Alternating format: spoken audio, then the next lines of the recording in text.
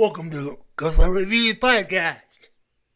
We begin tonight with several states moving to reopen and the urgent challenge now facing America: how to restart the economy without putting more lives at risk. New images tonight showing thousands packing beaches in Southern California as temperatures there soar. The governor pleading for them to maintain social distancing. Protesters gathering at a San Diego beach today demanding it be reopened. In Georgia, salons. Tonight, as more states across the country prepare to open their doors for business, the stark warning from a top White House coronavirus official. Social distancing will be with us through the summer to really ensure that we protect one another as we move through these phases. Dr. Deborah Birx contradicting a suggestion from Vice President Pence that the coronavirus could be behind us by Memorial Day. Dr. Birx also says she's concerned about states coming back online without meeting federal guidelines of 2 weeks of declining cases. We're doing hand sanitizers for all of our guests. In Georgia, restaurants and movie theaters have the right to reopen tomorrow, like Jay Christopher, with at least 5 locations offering dine-in services. We've got sanitizers for the table, different buckets that we use for tabletops as well as chairs. And then we also have tables X'd off, which means you can't sit there, and we're seating every other table in the restaurant. But most owners we spoke with are not, like Anthony. The White House capped off a tumultuous week after the president was criticized for suggesting that disinfectant could be injected to treat the coronavirus. For the first time since Easter weekend, President Trump did not hold a press briefing with the coronavirus task force on Saturday. On Twitter, the president said the briefings were not worth the time and effort. The president also cut Friday's briefing short, choosing not to answer questions. For more on the president's strategy going forward, Zeke Miller joins me now from Washington. He's a CBSN political contributor and a White House reporter for the Associated. Heading to Canberra now, and political reporter Kerry Yaxley. And Kerry, a promising initial response to the new coronavirus app.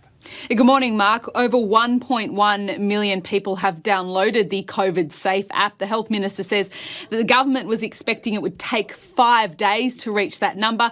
It's hoping that 40% of smartphone users at least will take it up. Other countries using similar apps have seen significant surges initially, but that's plateaued well below the target. But Greg Hunt says every download helps authorities trying to trace the path of the virus.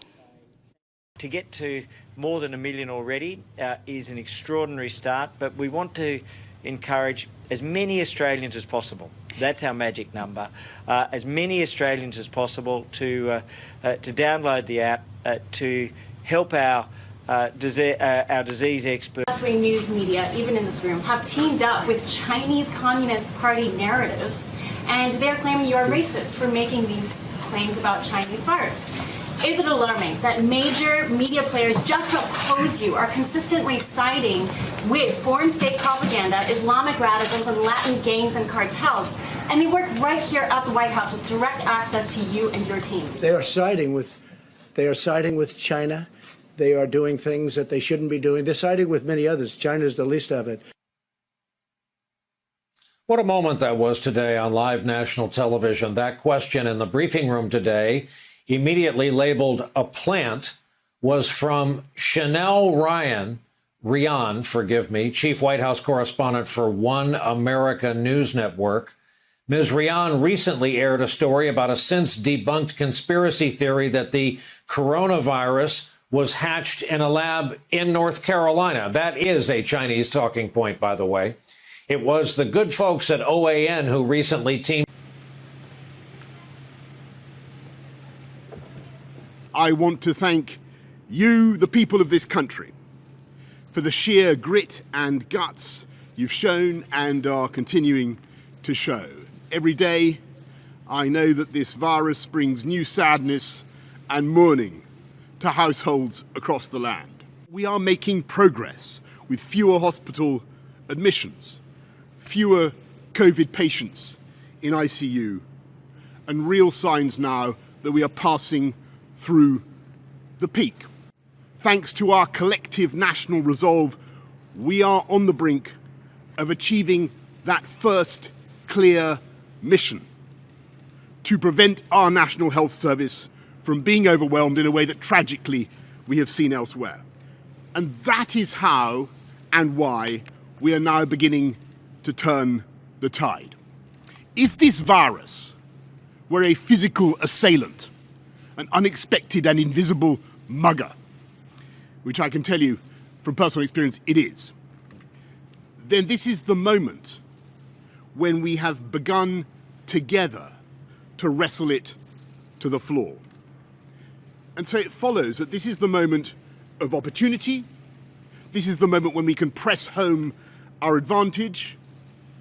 It is also the moment of maximum risk.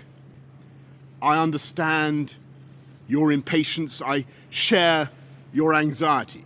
We must also recognize the risk of a second spike, the risk of losing control of that virus and letting the reproduction rate go back over 1.